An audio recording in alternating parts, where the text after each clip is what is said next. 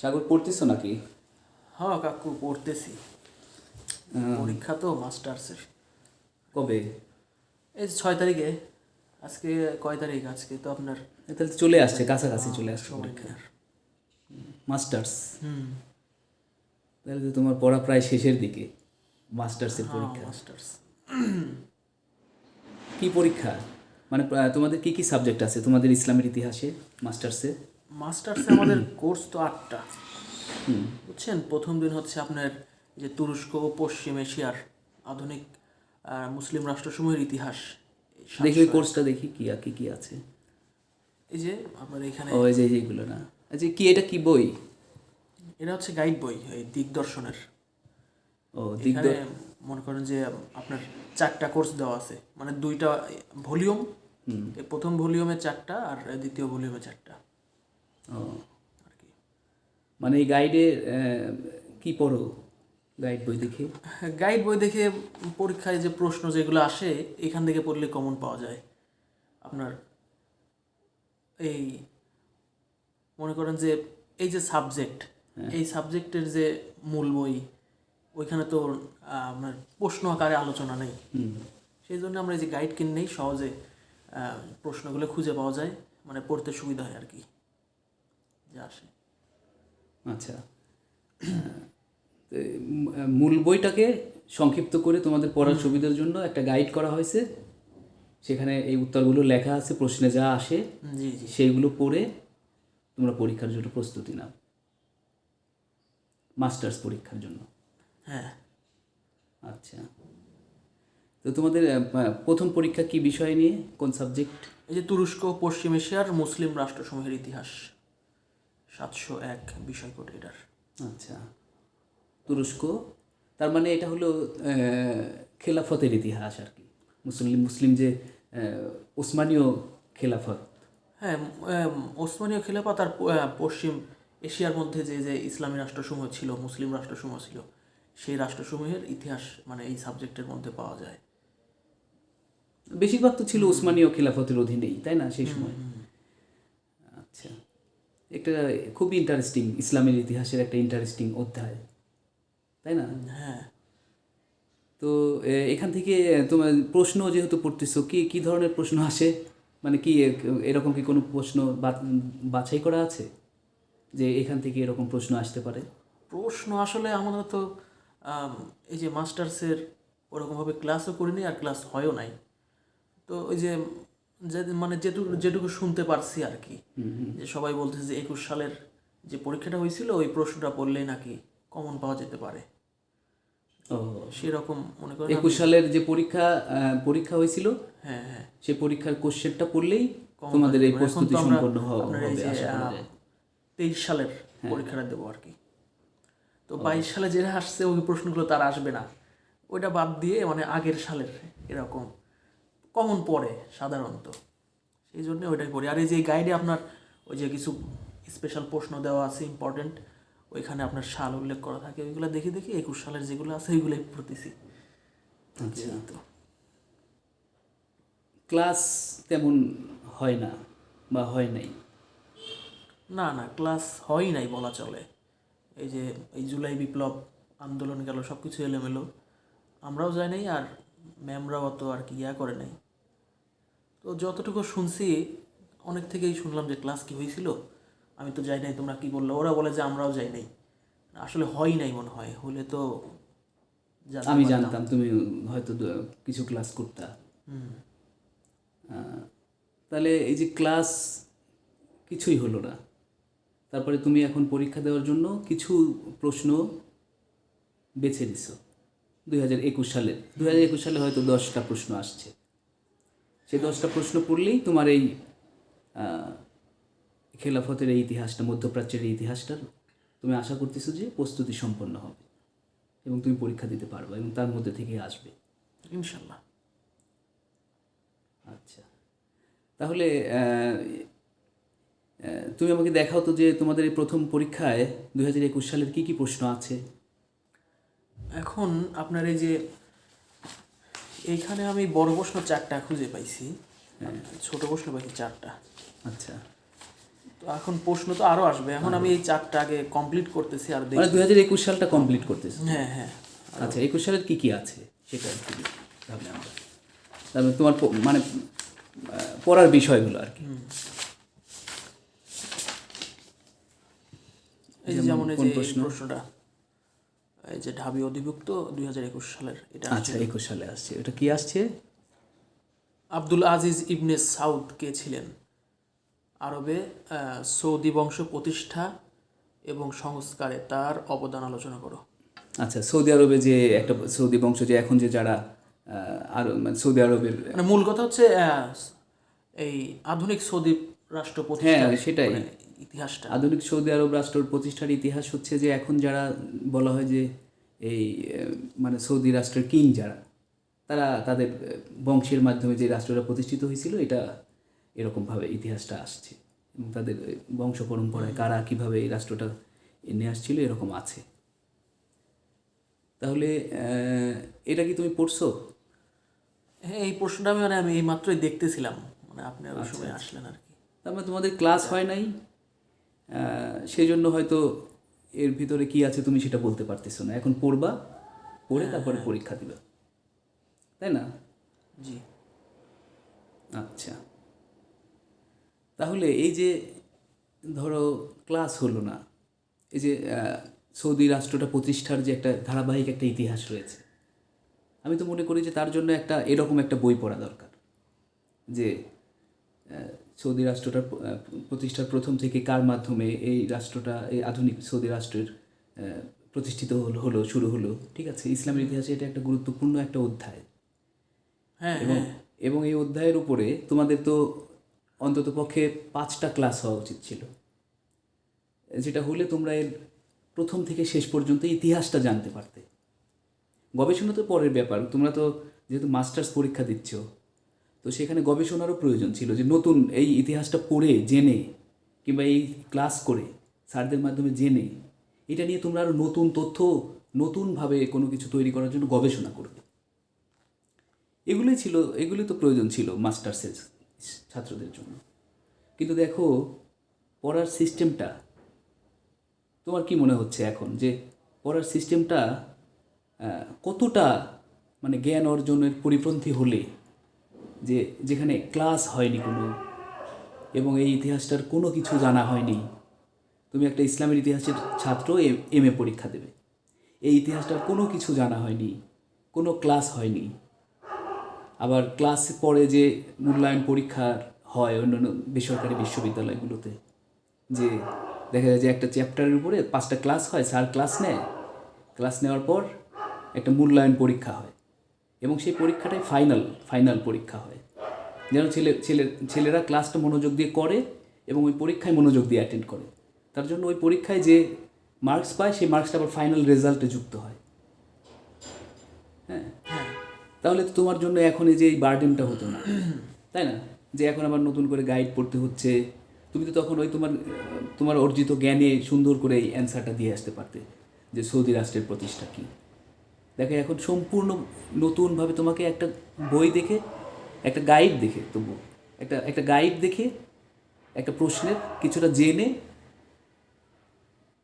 ওইটা যায় তোমাকে খাতায় লিখতে হচ্ছে, তাই না? আর সিলেবাসটাকে পরীক্ষার জন্য দেখো কতটা কাটছাট করে ফেলেছে, যে তোমার 21 সালের এই 10টা প্রশ্ন পড়লেই তোমার 23 সালে তুমি এমএ পরীক্ষাটা দিয়ে দিতে পারছো। তাহলে 22 সালে যে প্রশ্নগুলো আসছিল সেগুলো কি ইতিহাস না? সেগুলোকে একটা ইতিহাসের ছাত্রের জানার দরকার আছে না? অবশ্যই। 21 সালে যে প্রশ্নগুলো আসছিল সেগুলো ইতিহাস থেকে আসছিল না? এগুলো সব তোমরা বাদ দিয়ে দিয়েছো আসলে 21 সালের প্রশ্নের জন্য। না, এটা তোমাদের দোষ আমি বলছি না, এটা তোমাদের দোষ না, আমি দোষটা কোথায় আমি সেটাও বলছি তোমাকে। ব্যবস্থাটাই আর কি হ্যাঁ, এমন হয়ে গেছে, যে ব্যবস্থাটা এমন হয়েছে যে যারা প্রশ্ন করে তারাও এটা জানে যে ছেলেমেলে 21 সালের প্রশ্ন পড়তেছে, আমরা 21 সালের সেম ওই রকমের আর একটা প্রশ্ন করে দেই। আসলে তোমাদের যারা টিচাররা, যারা প্রশ্ন তৈরি করে, তারাও কিন্তু তোমাদেরকে এই পথে নিয়ে যেতে চাচ্ছে এইভাবে। দেখো তোমরা যাতে না পড়ো, তোমাদের যেন এত ক্লাস করতে না হয়, তোমরা যেন ভালোভাবে পাস করে আসতে পারো, হ্যাঁ, তার জন্য তারা নিজেরা এগুলো জানে যে আমাদের ছেলেরা ওই 21 সালের প্রশ্ন ফলো করতেছে, সুতরাং আমাদের 21 সালের প্রশ্নটাই আবার অ্যারেঞ্জ করতে হবে ওদের সামনে। তার মানে কি পুরা সিস্টেমটা একটা পরীক্ষাকে কেন্দ্র করে হচ্ছে না? তোমার যে এর পুরা সিলেবাসটা জানতে হবে, এবং স্যারদের টেন্ডেন্সি থাকবে যে ওদেরকে পুরা ইতিহাসটা জানাবো, এই কোনো টেন্ডেন্সি নেই। সেকেন্ড হচ্ছে যে তোমার কলেজের নাম কি? ঢাকা কলেজ। ঢাকা কলেজ। তার মানে এই যে ঢাকা কলেজ হচ্ছে আমাদের জাতীয় বিশ্ববিদ্যালয়ের আন্ডারে যে কলেজগুলো, নাকি তোমরা 7 কলেজ? বর্তমানে আমরা 7 কলেজ, ঢাকা বিশ্ববিদ্যালয়ের অধীনে 7 কলেজ, যেটা হচ্ছে আগে জাতীয় বিশ্ববিদ্যালয়ের অধীনে ছিল। জি। আচ্ছা, তো ঢাকা বিশ্ববিদ্যালয়ের অধীনেই তোমাদের একটা কলেজ, অথচ ঢাকা বিশ্ববিদ্যালয়ের স্টুডেন্টদের কিভাবে পড়ানো হয় এই ইতিহাসটা তোমরা কি জানো? আমরা কিভাবে জানবো? আমাদের তো এখানে ক্লাস করার সুযোগ নেই। হ্যাঁ, আমরা আমাদের ক্যাম্পাসে আচ্ছা, আমি বিশ্ববিদ্যালয়ে পড়াশোনা করেছি, আমি এক বিশ্ববিদ্যালয়ে পড়াশোনা করেছি। তা আমার জানা মতে বিশ্ববিদ্যালয়ে এটা হয় কি, যেটা আমি তোমাকে বললাম, যে ধরো তোমাদের এই সৌদি রাজবংশ প্রতিষ্ঠার ইতিহাস, এই ইতিহাসটার উপরে কম করে হলে 3-4টা ক্লাস বরাদ্দ আছে, এবং এই ক্লাসের সব স্টুডেন্টরা উপস্থিত হয়। কেন উপস্থিত হয়? কারণ এই উপস্থিতির উপরেও একটা মার্কস আছে, যে মার্কসটা ওই তোমার যখন ফাইনাল পরীক্ষায়, তোমাদের যে এখন যে ফাইনাল পরীক্ষায় সব কিছু হয়, ওই ফাইনালে যায় সেই মার্কসটাও গিয়ে যোগ হয় তার উপস্থিতির মার্কস। এই জন্য ছেলেপেলে সবাই অ্যাটেন্ড করে, কেউ মিস করে না। 2, এই যে একটা চ্যাপ্টার স্যাররা 3-4 দিন ধরে পড়ালো, এটা পড়ানোর পর ছাত্ররা বুঝতে পেরেছে নাকি বুঝতে পারেনি, তাদের একটা মূল্যায়ন পরীক্ষা, যেটাকে মিড টার্ম বলে। হ্যাঁ, মিড টার্ম পরীক্ষা হয়, এবং সেই পরীক্ষা 15 মার্কসের পরীক্ষা হয়, ধর 10 মার্কসের পরীক্ষা হয় স্যারের উপরে, যে এখান থেকে কোন প্রশ্নটা কত মার্কসের পরীক্ষা নেবে সে পরীক্ষা নেয়, এবং সেই পরীক্ষায় যে মার্কস পায় ছেলেরা, সেটা আবার গিয়ে ফাইনালে যোগ হয়। এতে কি হচ্ছে ঢাকা বিশ্ববিদ্যালয়ে, যে ছেলেরা ক্লাসে এই ইতিহাসটার আদ্যপ্রান্ত স্যারের কাছ থেকে জানছে, নিজেরা আলাপ করছে, এবং পরবর্তী যে পরীক্ষা হবে সেই পরীক্ষার জন্য লাইব্রেরিতে গিয়ে সেইটার উপরে বইগুলো তারা পড়ে তাৎক্ষণিক পরীক্ষা দিচ্ছে, যার কারণে দেখা যাচ্ছে যে তারা ব্যাপারটা জানছেও, তারা ভালো মার্কসও পাচ্ছে, এবং তারা শিক্ষিত হয়ে গড়ে উঠছে। আর তোমাদের এখানে কি সিস্টেম আমি বুঝলাম না, কোনো ক্লাস হলো না, এরকম কোনো মিড টার্ম পরীক্ষা হলো না। আমাদের ইনকোর্স পরীক্ষা হয়, এবং নির্বাচনী পরীক্ষা একটা আছে, সেটা হয়েছে। না, সেটা তো হয়ই, সেটা তো হবেই, কিন্তু এই যে প্রতিটা 2-3টা ক্লাস পরে যে এই যে প্রতিটা চ্যাপ্টারের উপরে যে পরীক্ষাটা, যে মূল্যায়নটা, এবং সবচেয়ে বড় কথা হচ্ছে যে ক্লাসটা, যে স্যারদের যে একটা তোমাদের যে সিলেবাস আছে, নিশ্চয়ই এই এমএতে তোমাদের স্যারেরা আছে, অবশ্যই তাদের ক্লাস ভাগ করে দেওয়া আছে, যে তারা কতটা ক্লাস নেবে, কতটা কি করবে। দেখে এগুলো কিছুই হয়নি, অথচ তুমি যা এই পরীক্ষার সময় যা পরীক্ষা দিচ্ছ। এরকম আমি শুনেছি যে তোমাদের এইসব কলেজগুলোতে অনার্সেও নাকি এরকম ক্লাস করা এরকম বাধ্যবাধকতা তেমন মানে পরিবেশগতভাবে নেই। এখন লেখা কি আছে সেটা আমি বলছি না, মানে যা হয় মানে তোমাদের কলেজে, যে প্রতিদিন ক্লাস করার মতো এরকম কোনো বাধ্যবাধকতাও নেই। আবার পরীক্ষার সময় গিয়ে ওই 2-1 দিন আগে এরকম গাইড দেখে ওই 1 সালের প্রশ্ন পড়ে গিয়ে পরীক্ষা দিলেই নাকি তাদের অনার্সের এই সাবজেক্টগুলো পাস হয়ে যায়। এটা কি সত্যি? হ্যাঁ, বিষয়টা এমনই। আসলে এই যে আমি অনার্স পাস করে আসছি, তো ওইখানে নিয়ম ছিল যে ক্লাসে 70% উপস্থিত থাকতে হবে, তাছাড়া পরীক্ষায় অ্যাটেন্ড করা যাবে না।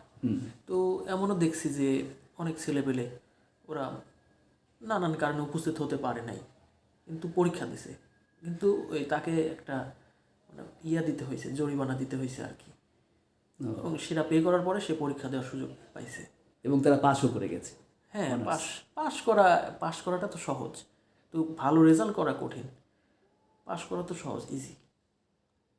আপনার এই যে এরকম গাইডে সুন্দর সুন্দর গাইড বের হয়, গাইডে সুন্দর করে গুছানো উত্তর লেখা থাকে, এটা তো আপনার যেহেতু ইতিহাস সাবজেক্ট গল্পের মতো, আমি যদি এখানে একটু মানে মনোযোগ দিয়ে পড়ি, এটা আমার মাথায় থাকবে, সেই অনুযায়ী লিখলেই পাস করা যায়। না না, তা তো পাস তো ইজি করে দিছে তোমাদেরকে। আমি কি বললাম এতক্ষণ ধরে? ধরো তুমি 2021 সালের প্রশ্নটা পড়ছো, ওখানে কয়টা প্রশ্ন আছে 2021 সালে? বলো। 2021 সালের তুমি তোমার এক বন্ধুর সাথে ফোনে তখন কথা বলতেছিলে, এই জন্য আমি আসলাম। তোমার ওই বন্ধুটাও বলতেছিল তোমাকে, আমি শুনতেছিলাম যে তোমরা দুইজন কথা বলতেছিলে, বন্ধুটা বলতেছিল যে 2021 সালের প্রশ্ন পর, ওখান থেকেই সব কমন আসবে।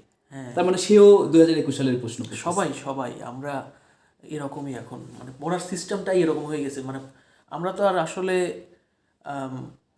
ওরকম ডিটেলস জানার জন্য মানে পড়তেছি না, কিংবা প্রতিষ্ঠানে পড়ানো হচ্ছে না এইভাবে ওই সিস্টেমে। আমরা তোমরা তো ছাত্র, তোমরা তো তোমাদেরকে যেভাবে পড়ানো হবে তোমরা সেভাবে পড়বা।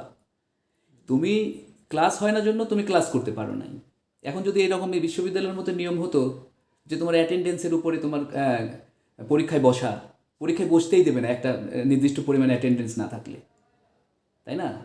আবার এই যে এক ক্লাস 2 ক্লাস পরে পরীক্ষা এবং সেটার মার্কস জমা হয়, এগুলো যদি হতো তোমাদের ওখানে, তাহলে তো তোমরা ঠিকই নিয়মিত ক্লাস করতে। তখন তোমাদের কোনো দোষ নাই এখানে।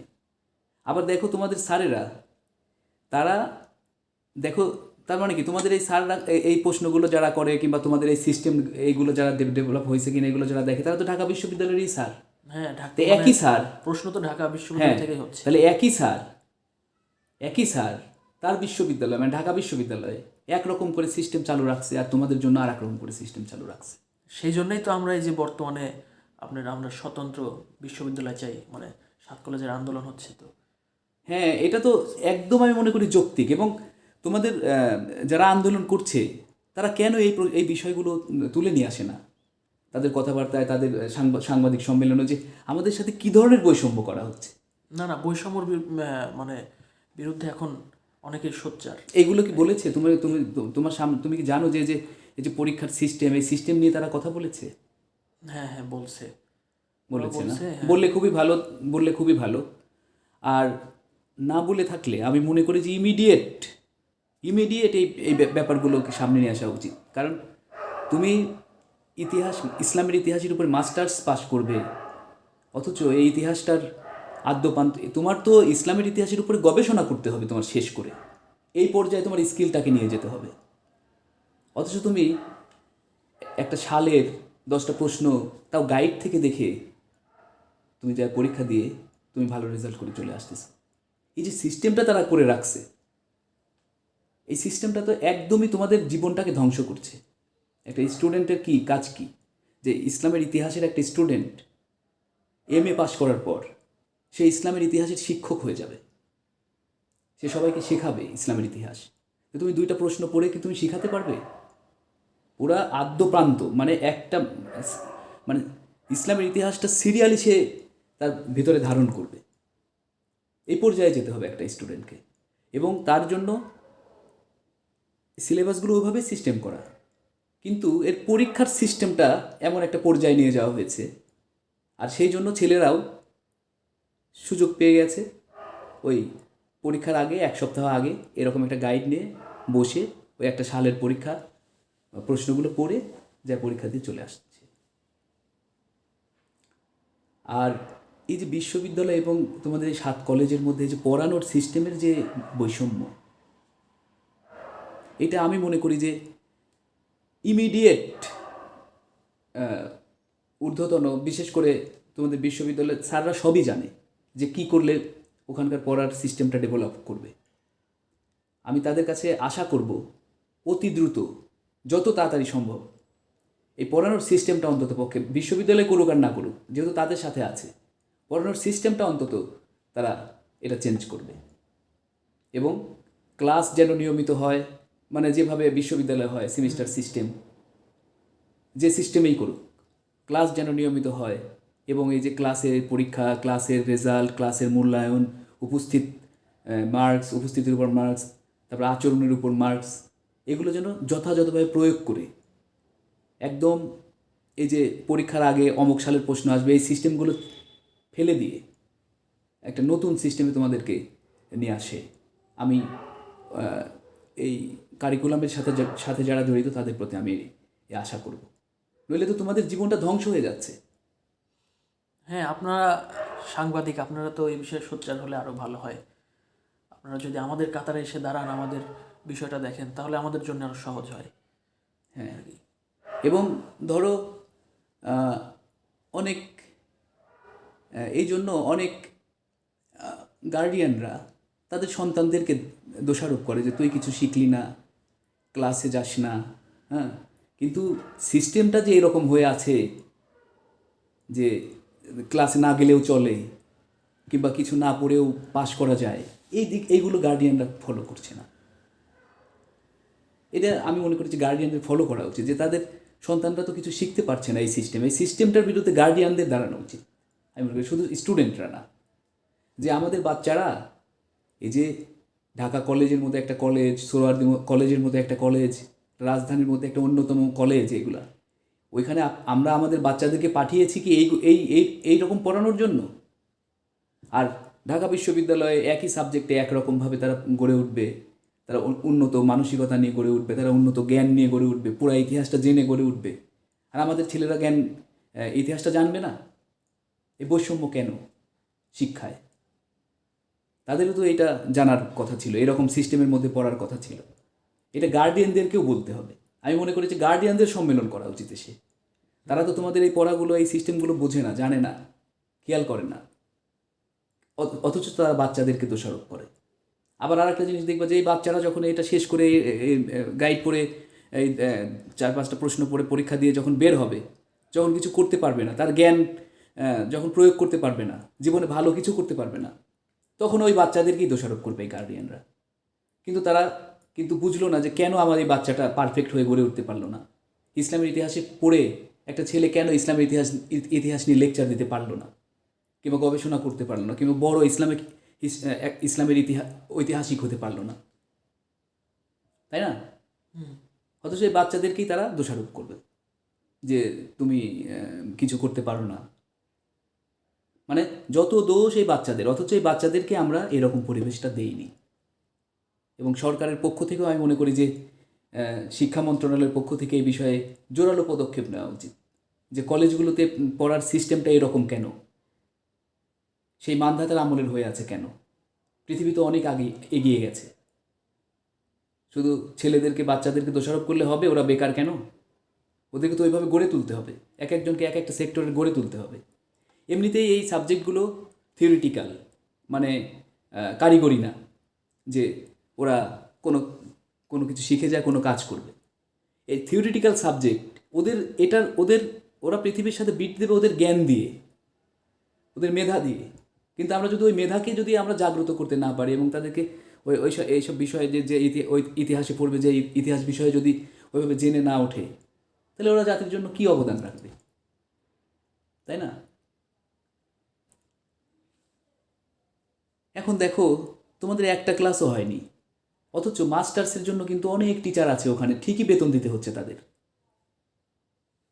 পুরো সিস্টেমটা কীভাবে কলাপস হয়ে গেছে। টিচার আছে না মাস্টার্সের, তারা প্রতি মাসে মাসে বেতন নিচ্ছে না, অথচ কোনো ক্লাস হচ্ছে না।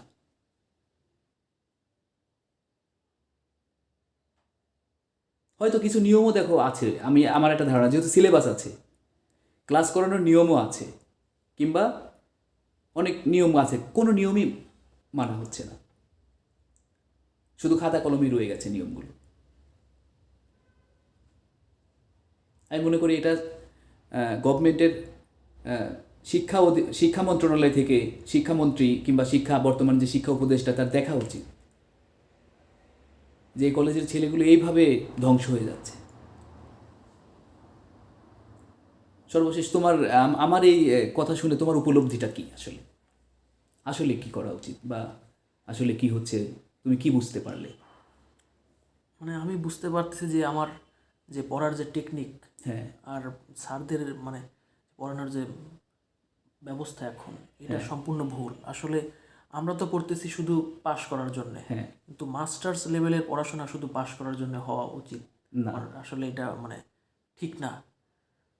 আমি মানে আমাদের উচিত যে আরও বইগুলোকে ঘেটে ঘেটে 2-3টা বই গবেষণা করে রিসার্চ করে তারপরে পড়াটা করে। এর জন্য না, এটা তো তোমাদের উচিত, এটা তো তোমাদের উচিত, কিন্তু তোমরা তো ছোট, তোমরা তো স্টুডেন্ট, তোমাদের কি ওই পরিবেশটা দেওয়া উচিত আমাদের, শিক্ষকদের কিংবা ব্যবস্থার, সরকারের? হ্যাঁ, যদি আসলে ক্লাস হতো তাহলে ভালো হতো, স্যাররা বলে দিতে পারতো যে তোমরা অমুক অমুক বই পড়ো, হ্যাঁ। এখান থেকে হ্যাঁ। ইয়া পাবা। আসলে ক্লাস হয় নাই তো, এখন আমরা আমাদের মতো এই গাইড হোক আর নোট হোক যেটা হোক ম্যানেজ করে এইগুলা মানে, যেহেতু পরীক্ষা দিতেই হবে, হ্যাঁ। পাস না করলে তো হ্যাঁ। সমস্যা, সেই জন্যে আর কি শেষ মুহূর্তে যত মানে যেভাবে পড়া যায়। আচ্ছা, আমি এটা বুঝতে পারলাম যে আর টিচারেরাও যেহেতু ফাঁকি দিয়েছে, তারা ক্লাস টাস করাননি, এই জন্য এরকম একটা সালের প্রশ্ন বারবার রিপিট করে করে তোমাদের পরীক্ষায় প্রশ্ন আকারে দেয় তারা, যেন ছেলেপেলে আবার ফেল না করে। ফেল করলে তো আবার তাদের সব, যদি ধরো ওই রকম করে যদি পরীক্ষার মতো করে পরীক্ষা হতো, কিংবা এই যে এরকম সালের কোনো প্রশ্নের ব্যাপার থাকতো না, তাহলে তো সবাই ফেল করতো। তখন তো তাদেরকে আবার জবাবদিহি করতে হতো। এই জবাবদিহিতা থেকে মুক্তির জন্য তারা তোমাদের এই সালের প্রশ্ন, এক সালের প্রশ্ন এক সাল পেরিয়ে পেরিয়ে প্রশ্ন দিয়ে দিয়ে তোমাদেরকেও তারা পাস করায় নিচ্ছে এইভাবে। মানে পুরাটা একটা ফাঁকির সিস্টেম চলছে। শিক্ষা ব্যবস্থা যদি এরকম হয় একটা জাতির, তাহলে সেই জাতি তো অন্ধকারেই তো ডুবে যাবে, তাই না? এবং তাই যাচ্ছে। আমি মনে করি যে 7 কলেজ আর এই জাতীয় বিশ্ববিদ্যালয়গুলোর পড়াশোনার এই সিস্টেম নিয়ে গভীরভাবে চিন্তা করা দরকার কর্তৃপক্ষের, শিক্ষকদের এবং সরকারের। ওকে, ঠিক আছে, তোমাকে ধন্যবাদ।